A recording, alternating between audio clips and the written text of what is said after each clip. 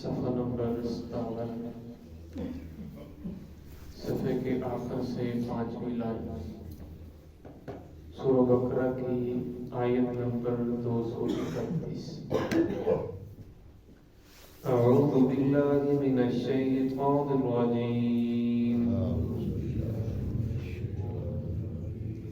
بسم اللہ الرحمن الرحیم. وَإِذَا طَلَّقْتُمُ النِّسَاءَ فَبَلَغْنَ أَجَلَهُنَّ فَلَا تَعْضُلُوهُنَّ أَن يَنكِحْنَ أَزْوَاجَهُنَّ إِذَا تَرَاضَوْا بَيْنَهُم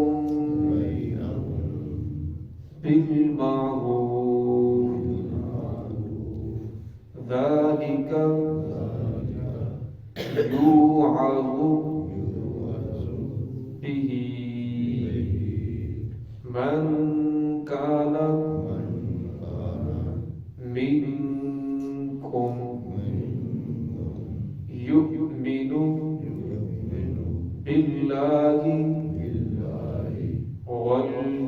بِاللَّهِ وَالْيَوْمِ الْآخِرِ ذَلِكُمْ أَزْكَى لَكُمْ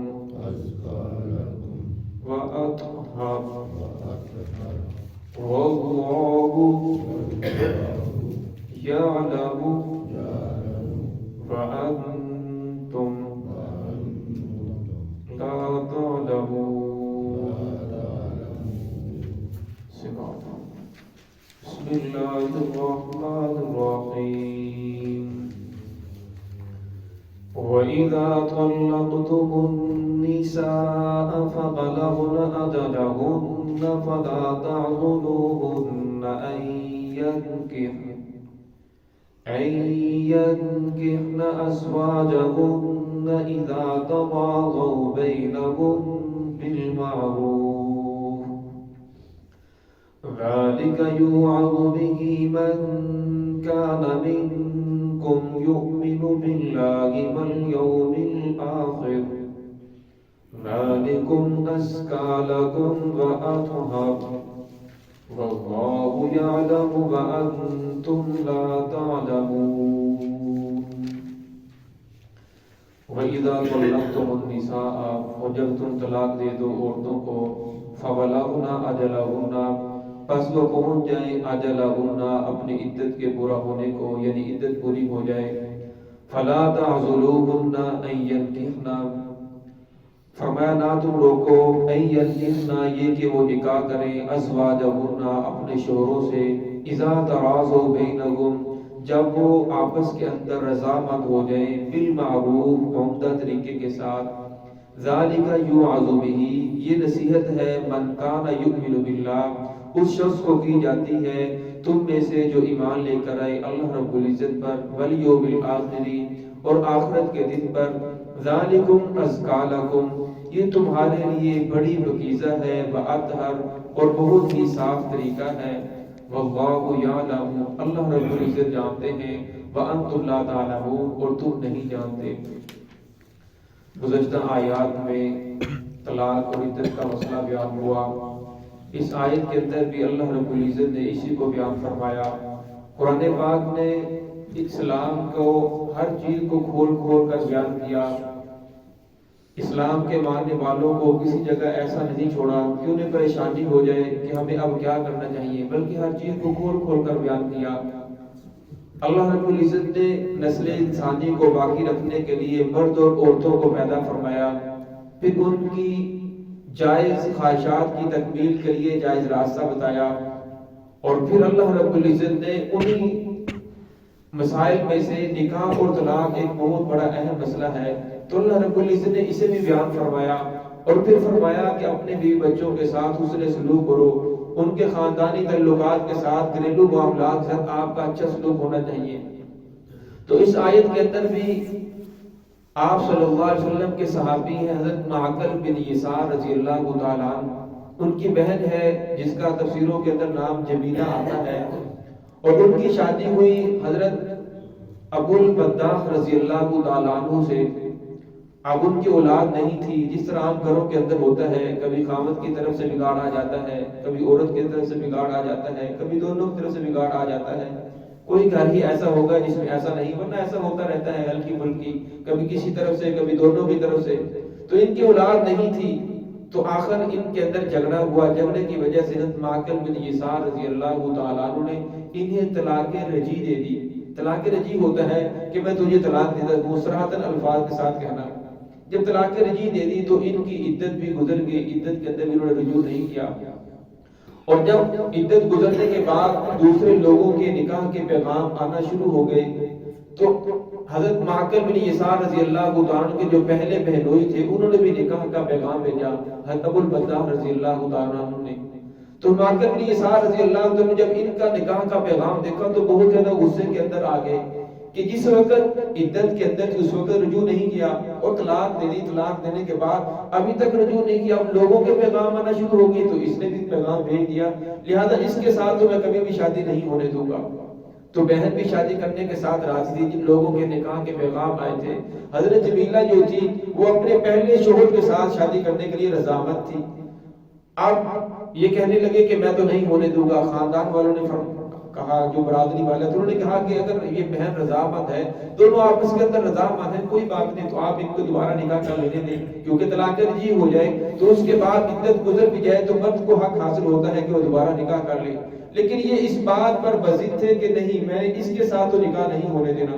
پھر قرآن پاک کی جب یہ آیت نازل ہوئی وَإِذَا طَلَّقْتُمُ النِّسَاءَ، جب تم طلاق دے دو عورتوں کو، فَبَلَغْنَ أَجَلَهُنَّ، پھر وہ اپنی عدت بھی پوری کر لیں، فَلَا تَعْضُلُوهُنَّ، تو ان کو نہ روکو، أَن يَنكِحْنَ أَزْوَاجَهُنَّ، یہ کہ وہ نکاح کر لیں اپنے پہلے شوہر کے ساتھ۔ اگر ایک طلاق دی ہے، جس طرح پہلے تفصیل کے ساتھ یہ مسئلہ گزر چکا ہے، ایک طلاق رجعی ہے دی ہے، یہ دو طلاق رجعی دی ہیں، تو پھر تو انسان عدت کے اندر بھی رجوع کر سکتا ہے اور عدت کے بعد بھی اسے نکاح کا حق حاصل ہوتا ہے۔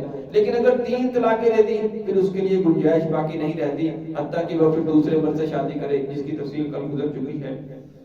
فلا تعضلوهن، فرمایا انہیں منع نہ کرو، ان ينكحن، یہ کہ وہ نکاح کریں، ازواجهن، اپنے گزشتہ شوہروں سے، اذا تراضوا بینہم بالمعروف، فرمایا جب کہ وہ دونوں راضی ہوں، آپس کے اندر رضامند ہوں، بالمعروف، عمدہ طریقے کے ساتھ، یعنی جو اسلام کا قاعدہ قانون ہے، شرعی قاعدے کے مطابق نکاح کریں، پھر دوبارہ گواہ ہوں، پھر دوبارہ ان کا مہر طے کیا جائے۔ ذالک یوعظ بہ من کان منکم یؤمن باللہ، فرمایا یہ نصیحت ہے اس شخص کو کی جاتی ہے جو تم میں سے ایمان لائے اللہ رب العزت پر، والیوم الآخر، اور آخرت کے دن پر۔ فرمایا اسلام کو حکم وہی شخص مانتا ہے جو اسلام کے اوپر ایمان لے کر آئے گا، اللہ رب العزت کو مانے گا، اللہ اور اس کے رسول کی ماننے کے لیے تیار ہوگا، یہ حکم اس کے لیے ہے۔